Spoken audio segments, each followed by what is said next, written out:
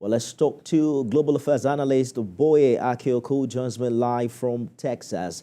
Thank you for joining us on the news this hour. It's not clear how long more the Rafah crossing will be open, but is it safe to say perhaps Israel will now be subscribing to the humanitarian truce as advised by the UN?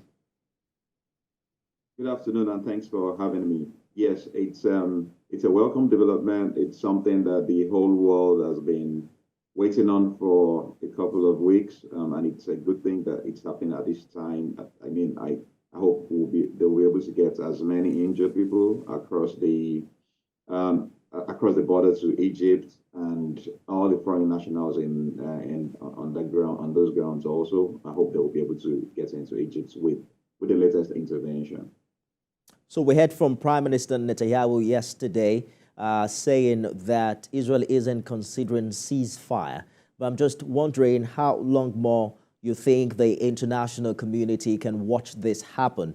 If you check the figures, foreign governments already say that there are passport holders from over 40 countries as well as 28 agencies, including even UN bodies living in the Gaza Strip. Yes, Israel has been bluntly adamant on giving any concessions on that. They are saying no ceasefire. In the last address by the Prime Minister, he outlined various things that have happened in the past. I mean, it was a different age, but he was saying if this was any of the other bigger countries, would they go ceasefire? So it doesn't look like Israel is ready for the ceasefire, but it's clear that the other countries, the partnering countries, they're still in talks with Israel, and hopefully they can allow some form of ceasefire. But it looks like Israel has some targets they want to hit before allowing any kind of ceasefire. But we're hoping that can change quickly.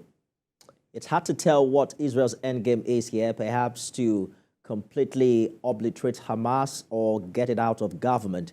But how strategic is this onslaught when you consider news from Hamas that 7 out of the hostages were killed during an airstrike yesterday on one of the camps?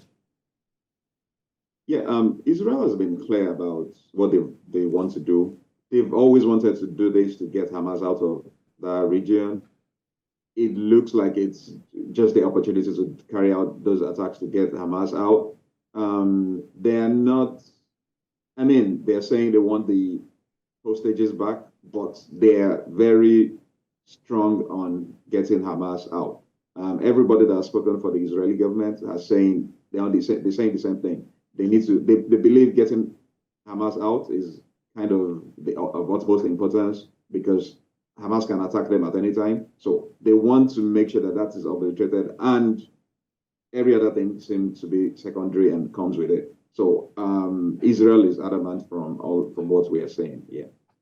So this has happened before, where you consider the very war for the independence of Israel, the 7-day war, the pre-1967 realities. How optimistic are you that changing Hamas, the Hamas-led government in the Gaza Strip, will bring peace into this region?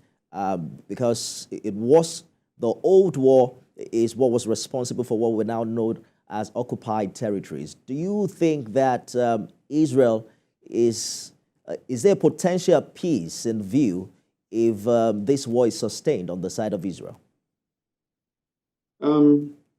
It's hard to tell, but if we want to go by history, if we want to go by what we have known over the years, this is not likely to end it, because if you get Hamas out, it's likely some other form of resistance will build up and grow in that region. We know Hamas is supported by some other foreign governments. So that doesn't seem to be like this does not seem to be like a solution, a final solution. The long-mouthed and spoken about two-state solution seems to be the only way to have some form of peace in that region. The Palestinians feel they have a right to have a state of their own. So it looks like this might not be the end, because we've seen this many times before.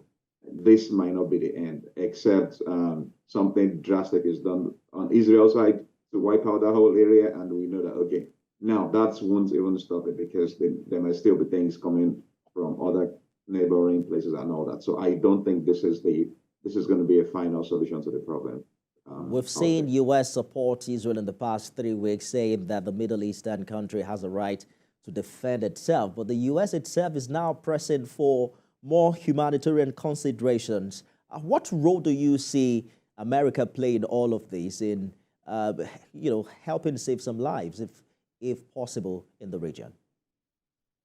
I believe the U.S. has a big role to play in calming nerves and trying to pacify Israel for the humanitarian things that they need to get done in that area.